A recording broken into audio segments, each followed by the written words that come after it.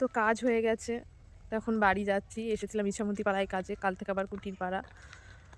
তো কাজ করতে করতে কিছু জিনিসও অনুভবও করি, বাচ্চাটার কথাও ভাবি। তো আমাদের মেয়েদের জীবন, যারা মা হয়েছে, যাদের একটা সন্তান আছে, সে প্রত্যেকটা মায়েদেরই জীবনে একটু কষ্ট আছে। কারণ তখন তারা বাচ্চা যখন মা হয় না, তখন আর জীবনে নিজের খুশি, নিজের চাওয়া পাওয়া আর কিছুই থাকে না। সে সমস্ত কিছুর বিসর্জন দিয়ে শুধু বাচ্চাটার কথা ভাবে।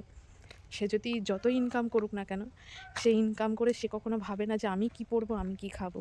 সে সবসময় ভাবে যে বাচ্চাটাকে কিভাবে ভালো রাখবো, বাচ্চাটাকে কিভাবে সুখে রাখবো। সেটা হচ্ছে যারা কাজ করে, সংসার চালায়, দুটো ব্যালেন্স করে তারা।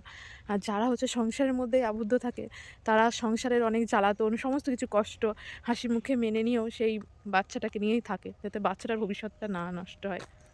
তো যাই হোক, এখন টোটো চলে আসলে বাড়ি চলে যাব। সব কিছু বুঝতেই পারছো, বলার আর কিছুই না।